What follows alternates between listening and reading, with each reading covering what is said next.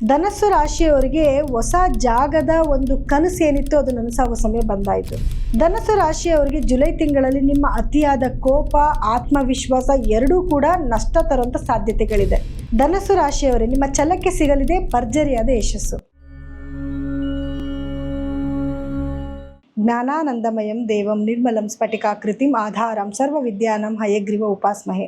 ನನ್ನ ಸಮಸ್ತ ಆರಾಧ್ಯಂ ಚಾನಲ್ ವೀಕ್ಷಕರೆಲ್ಲರಿಗೂ ಕೂಡ ವಿಭಾ ಶೆಟ್ಟಿ ಮಾಡುವ ನಮಸ್ಕಾರಗಳು. ಮಾಸ ಭವಿಷ್ಯ ಕಾರ್ಯಕ್ರಮಕ್ಕೆ ತಮಗೆಲ್ಲರಿಗೂ ಸ್ವಾಗತ. ಈ ತಿಂಗಳು ಅಂದರೆ ಜುಲೈ ತಿಂಗಳಲ್ಲಿ ಗ್ರಹಗಳ ಸ್ಥಾನಮಾನದ ಆಧಾರದ ಮೇಲೆ ಏನೆಲ್ಲ ದ್ವಾದಶ ರಾಶಿಗಳ ಮೇಲೆ ಬದಲಾವಣೆಗಳಾಗ್ತಿದೆ ಅನ್ನೋದನ್ನ ನೋಡೋಣ ಬನ್ನಿ. ಇನ್ನು ಗ್ರಹಗಳ ಸ್ಥಾನಮಾನ ಹೇಗಿದೆ, ಯಾವುದಾದ್ರೂ ಗ್ರಹಗಳ ಬದಲಾವಣೆ ಆಗ್ತಿದೆ ಈ ತಿಂಗಳಲ್ಲಿ ಅಂತ ನೋಡೋದಾದ್ರೆ ನೋಡಿ, ಮೊದಲನೇದಾಗಿ ಶುಕ್ರ ಗ್ರಹ ಕರ್ಕಾಟಕ ರಾಶಿಯಿಂದ ಸಿಂಹ ರಾಶಿಗೆ ತನ್ನ ಪ್ರವೇಶನ ಬೆಳೆಸ್ತಾ ಇದೆ ಇದೇ ತಿಂಗಳ 5ನೇ ತಾರೀಕು. ಹಾಗೆ ಬುಧ ಗ್ರಹ ಮಿಥುನ ರಾಶಿಯಿಂದ ಕರ್ಕಾಟಕ ರಾಶಿಗೆ 2ನೇ ತಾರೀಕು ತನ್ನ ಪತನ ಬದಲಾಯಿಸಿ ತದನಂತರ ಮತ್ತೆ ಹಿಮ್ಮುಖ ಸಂಚಾರವಾಗಿ 7ನೇ ತಾರೀಕು ಮತ್ತೆ ಮಿಥುನ ರಾಶಿಗೆ ತೆರಳ್ತಾನೆ. ಹಾಗೆ ಸೂರ್ಯ ಮಿಥುನ ರಾಶಿಯಿಂದ ಕರ್ಕಾಟಕ ರಾಶಿಗೆ 16ನೇ ತಾರೀಕು ತನ್ನ ಪತನ ಬದಲಾಯಿಸ್ತಾನೆ. ಇನ್ನು ಗ್ರಹಗಳ ಸ್ಥಾನಮಾನ ಹೇಗಿರುತ್ತೆ ಇನ್ನು ಉಳಿದ ಗ್ರಹಗಳು ಅಂತ ನೋಡೋಕೆ ಹೋದಾಗ, ರಾಹು ಗ್ರಹ ಏನು ಕುಂಭದಲ್ಲಿ ಸ್ಥಿತನಾಗಿದ್ದರೆ ಶನಿ ಗ್ರಹ ಮೀನದಲ್ಲಿ ಸ್ಥಿತನಾಗಿರ್ತಾನೆ ಮತ್ತು ತನ್ನ ವಕ್ರ ಸ್ಥಿತಿನೂ ಕೂಡ ಬದಲಾವಣೆ ಮಾಡ್ತಾನೆ. ಅಂದರೆ ಇವಾಗೇನು ನೇರ ಚಲನದಲ್ಲಿದ್ದಾನೆ ಇದೇ ತಿಂಗಳ 27ನೇ ತಾರೀಕು ವಕ್ರ ಸ್ಥಿತಿಗೆ ಅಂದರೆ ಹಿಮ್ಮುಖ ಸಂಚಾರವಾಗಿ ತನ್ನ ಪತನ ಬದಲಾಯಿಸ್ತಾನೆ. ಹಾಗೆ ಇನ್ನು ಕುಜಗ್ರಹ ವೃಷಭ ರಾಶಿನಲ್ಲಿದ್ದು ಮಿಥುನ ರಾಶಿನಲ್ಲಿ ಸೂರ್ಯಗ್ರಹ ಮತ್ತು ಬುಧ ಗ್ರಹಗಳಿರ್ತವೆ. ಮತ್ತೆ ಸೂರ್ಯಗ್ರಹ ಮತ್ತೆ ತನ್ನ ಪತನ ಬದಲಾಯಿಸ್ತಾನೆ. ಕಟಕ ರಾಶಿನಲ್ಲಿ ಗುರು ಮತ್ತು ಸೂರ್ಯ ಗ್ರಹದ ಸಂಯೋಗ ಆಗ್ತಿದ್ರೆ ಇನ್ನು ಸಿಂಹ ರಾಶಿನಲ್ಲಿ ಕೇತು ಮತ್ತು ಶುಕ್ರರ ಸಂಯೋಗ ಆಗ್ತಾ ಇದೆ. ಸೊ ಹಾಗಿದ್ರೆ ದ್ವಾದಶ ರಾಶಿಗಳ ಮೇಲೆ ಏನೆಲ್ಲ ಪ್ರಭಾವ ಬೀರುತ್ತೆ ಇದರಿಂದ ಅನ್ನೋದನ್ನ ನೋಡೋಣ ಬನ್ನಿ. ಧನಸ್ಸು ರಾಶಿಯವರಿಗೆ ಜುಲೈ ತಿಂಗಳ ಭವಿಷ್ಯ ಹೇಗಿರುತ್ತೆ ಅಂತ ನೋಡೋದಾದ್ರೆ ನೋಡಿ, ಧನಸ್ಸು ರಾಶಿಯವರಿಗೆ ಅನ್ಕೊಂತಿರ್ತೀರಾ, ಯಾಕಂದ್ರೆ ಗುರು ಬದಲಾವಣೆ ಆಯ್ತು 8ನೇ ಮನೆಗೆ ಹೋಗಿದ್ದಾನೆ ಹೆಂಗೋ ಏನೋ ಅಂತ. ಆಲ್ರೆಡಿ ಒಂದು ತಿಂಗಳು ನೀವು ಕಳೆದಿದ್ದೀರಾ ಕೂಡ. ಕೆಲವೊಂದು ಸಣ್ಣ ಪುಟ್ಟ ಸಮಸ್ಯೆಗಳು ಬಂದರೂ ಕೂಡ ಕೆಲವೊಂದು ಒಳ್ಳೇದೇ ಆಗ್ತಾ ಇದೆ. ಯಾವುದು ಅಂತಂದರೆ ಮೊದಲನೇದು ನೋಡಿ, 12ನೇ ಮನೆಗೆ ಗುರುದೃಷ್ಟಿ ಬೀಳ್ತಿದೆ. ನೀವೇನಾದರೂ ಬೇರೆ ದೇಶಗಳಿಗೆ ಹೋಗಬೇಕು, ಹೊಸ ಜಾಗಗಳನ್ನು ಹೋಗಿ ನೋಡಬೇಕು ಅಂತ ಆಸೆಯನ್ನು ಇಟ್ಕೊಂಡಿದ್ರೆ ಅದೆಲ್ಲ ನೆರವೇರೋಕೆ ಒಂದು ಒಳ್ಳೆ ಸಮಯ ಬಂದಾಯ್ತಲ್ವಾ. ಒಳ್ಳೊಳ್ಳೆ ಜಾಗಗಳನ್ನ ನೋಡುವಂಥದ್ದು, ಔಟ್ ಆಫ್ ಕಂಟ್ರೀಸ್ಗೆ ಹೋಗುವಂಥದ್ದು, ಅದಕ್ಕಂತೂ ತುಂಬ ಉತ್ತಮವಾದ ಸಮಯ ಅಂತೂ ಬಂದಾಯಿತು ನಿಮಗೆ. ಇನ್ನು 2ನೇ ಮನೆಗೆ ಗುರುದೃಷ್ಟಿ ಬೀಳ್ತಾ ಇರೋದ್ರಿಂದ ಹಣಕಾಸಿನ ಅಭಿವೃದ್ಧಿ ತುಂಬ ಚೆನ್ನಾಗಿರುತ್ತೆ.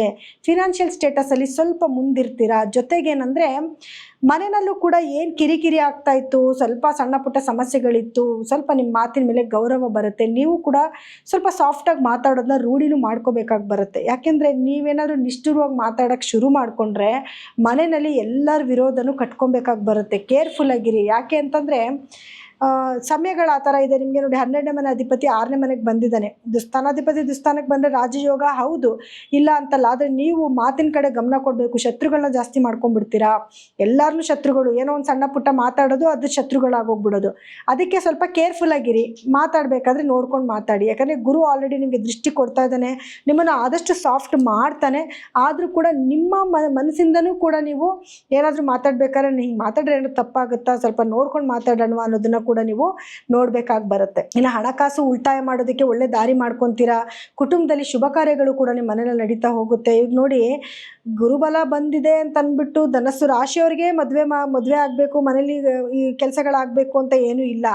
ನಿಮ್ಮ ಕುಟುಂಬದಲ್ಲಿ ಯಾರಿಗೆ ಬೇಕಾದ್ರೂ ಆಗ್ಬೋದು. ಯಾಕಂದರೆ ಕುಟುಂಬ ಸ್ಥಾನದ ಮೇಲೆ ಗುರುದೃಷ್ಟಿ ಇರೋದ್ರಿಂದ ಕುಟುಂಬದಲ್ಲಿ ಶುಭ ಕಾರ್ಯಗಳಾಗುವಂಥದ್ದು, ಮದುವೆ ಆಗಿರ್ಬೋದು, ಮನೇಲಿ ಯಾವುದಾದ್ರೂ ಹೋಮ ಹವನಗಳಾಗಿರ್ಬೋದು, ಅದನ್ನು ಕೂಡ ನಿಮ್ಮ ಮನೆಯಲ್ಲಿ ನಡೀತಾ ಹೋಗ್ತಾ ಇರುತ್ತೆ. ಯಾಕಂದರೆ ಸಮಯ ಆ ರೀತಿ ಇರೋದ್ರಿಂದ. ಹಾಗೆ ನಿಮಗೆ 4ನೇ ಮನೆಯಲ್ಲಿ ಶನಿ ಕುತ್ಕೊಂಡಿದ್ದಾನೆ, ಗುರು ದೃಷ್ಟಿ ಕೂಡ ಬೀಳ್ತಾ ಇದೆ. ಭೂಮಿಯಿಂದ ಲಾಭಗಳು ಬರುವಂಥದ್ದು, ತಾಯಿಯ ಆರೋಗ್ಯದಲ್ಲಿ ಸುಧಾರಣೆ ಕಂಡುಹಿಡಿಯುವಂಥದ್ದು, ಜೊತೆಗೆ ಭೂಮಿ ಏನಾದರೂ ನಿಮಗೆ ಏನಾದರೂ ಲಿಟಿಗೇಷನ್ಸ್ ಎಲ್ಲೋ ಅಥವಾ ಕೋರ್ಟಲ್ಲಿ ಕೇಸ್ಗಳೇನಾದರೂ ಆಗಿದ್ರೆ ಅದರಲ್ಲೂ ಕೂಡ ಸಕ್ಸಸ್ನ ನೋಡೋ ಟೈಮು. ಕುಜ ಬೇರೆ 6ನೇ ಮನೇಲಿ ಇರೋದ್ರಿಂದ ಭೂಮಿ ಏನಾದರೂ ನಿಮಗೆ ಏನೋ ಶತ್ರುಗಳು ಜಾಸ್ತಿ ಇದ್ದರೂ ಕೂಡ ಶತ್ರುಗಳ ಮುಂದೆ ಗೆಲುವು ನಿಮ್ಗೆ ಆಗ್ತಾ ಇರುತ್ತೆ. ಶತ್ರುಗಳ ಮುಂದೆ ಗೆಲುವಾಗ್ತಿದೆ ಅಂತಂದರೆ ಕೋರ್ಟ್ಗಳಲ್ಲಿ ವಿನ್ ಆಗುವಂಥದ್ದು, ಕೋರ್ಟ್ ಕೇಸ್ಗಳಲ್ಲಿ ಗೆಲುವು ನಿಮ್ಮ ಕಡೆ ಬರುವಂಥದ್ದು, ಅಥವಾ ಬ್ಯಾಂಕಲ್ಲಿ ಲೋನ್ಗಳು ಅಪ್ಲೈ ಮಾಡಿದರೆ ಲೋನ್ ಸಿಗೋದು. ನೋಡಿ, 2ನೇ ಮನೆ ಮೇಲೆ ಗುರುವಿನ ದೃಷ್ಟಿ ಬಿದ್ದಿರೋದ್ರಿಂದ ಹಣಕಾಸು ಯಾವುದೋ ಒಂದು ರೀತಿಯಲ್ಲಿ ಬರ್ತಾ ಇರುತ್ತೆ. ಆ ಕಡೆ ನಿಮಗೆ 6ನೇ ಮನೇಲಿ ಕುಜ ಕುತ್ಕೊಂಡಿರೋದ್ರಿಂದ ನಿಮಗೆ ಬ್ಯಾಂಕ್ಗಳಲ್ಲಿ ಲೋನ್ ಅಪ್ಲೈ ಮಾಡಿದ್ರೆ ಲೋನ್ ಸಿಗುವಂಥದ್ದು ಎಲ್ಲ ಒಂದಕ್ಕೊಂದು ಕನೆಕ್ಟಿವಿಟಿ ಇದ್ದೇ ಇದೆ. ಇನ್ನು 7ನೇ ಮನೆಯಲ್ಲಿ ನೋಡೋಕೆ ಹೋದಾಗ ನಿಮಗೆ ಸೂರ್ಯನ ಒಂದು ಸಂಚಾರ ಇದೆ, ಜೊತೆಗೆ ಬುಧನ ಒಂದು ಸಂಚಾರ ಕೂಡ ಆಗ್ತಾ ಇದೆ. ಸೊ ಗೌರ್ಮೆಂಟಿಂದ ಆಗಬೇಕಾಗಿರೋ ಕೆಲಸಗಳು ಚೆನ್ನಾಗಾಗುತ್ತೆ. ಕೋಪ ತಾಪ ಜಾಸ್ತಿ ಆಗುತ್ತೆ ಅಂತ ಯಾಕೆ ಹೇಳಿದೆ ಅಂದರೆ ಸೂರ್ಯನ ನೇರ ದೃಷ್ಟಿ ಲಗ್ನದ ಮೇಲೆ ಬೀಳ್ತಿರೋದ್ರಿಂದ ಸ್ವಲ್ಪ ಸಿಡ ಅನ್ನೋದು ಜಾಸ್ತಿ. ಯಾರೇನೇ ಮಾತಾಡಿದ್ರು ಕೂಡ ಸ್ವಲ್ಪ ಇರಿಟೇಷನ್ ಜಾಸ್ತಿ ಆಗ್ತಾ ಇರುತ್ತೆ.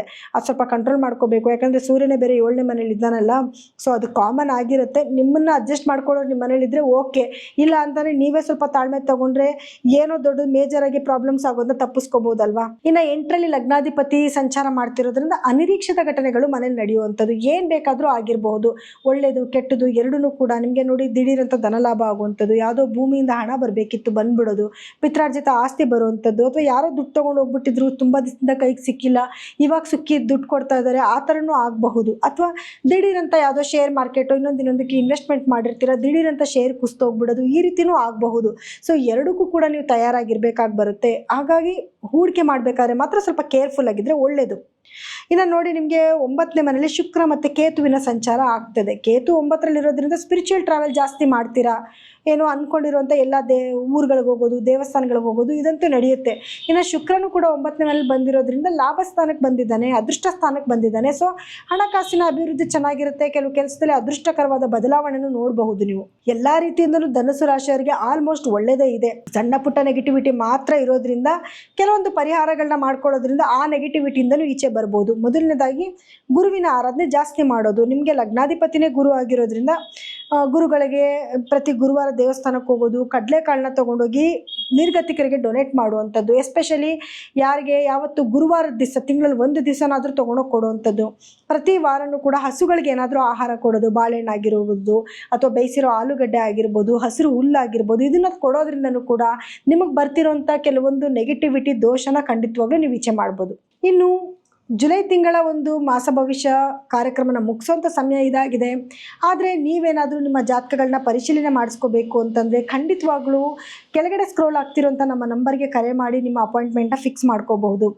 ಯಾಕೆ ಪರಿಶೀಲನೆ ಮಾಡಿಸ್ಕೋಬೇಕು ಅಂತಂದರೆ ನೋಡಿ, ನಿಮ್ಮ ದಶಾಭುಕ್ತಿ ಬೇರೆ ಆಗಿರುತ್ತೆ, ನಿಮ್ಮ ಒಂದು ಏನು ಹಾರೋಸ್ಕೋಪಲ್ಲಿ ಗ್ರಹಗಳ ಸ್ಥಾನಮಾನ ಬೇರೆ ಆಗಿರುತ್ತೆ, ಅದರಿಂದ ಫಲಗಳಲ್ಲಿ ವ್ಯತ್ಯಾಸನೂ ಆಗಬಹುದು. ಕೆಲವರಿಗೆ ತುಂಬ ಒಳ್ಳೆಯದಾಗೋದು, ಕೆಟ್ಟದಾಗೋದು, ವೇರಿಯೇಷನ್ಸ್ ಕೂಡ ಆಗ್ತಾ ಇರುತ್ತೆ. ಸೊ ನಿಮ್ಮ ದಶಾಭುಕ್ತಿಗೆ ತಕ್ಕಾಗಿ ನೀವು ಪರಿಹಾರಗಳನ್ನ ಮಾಡಿಕೊಂಡ್ರೆ ಖಂಡಿತವಾಗ್ಲೂ ಜೀವನದಲ್ಲಿ ಒಳಿತನ್ನ ನೋಡ್ಕೋಬಹುದು. ಸೊ ಹಾಗಾಗಿ ಎಲ್ಲರಿಗೂ ಕೂಡ ನನ್ನ ಧನ್ಯವಾದಗಳು.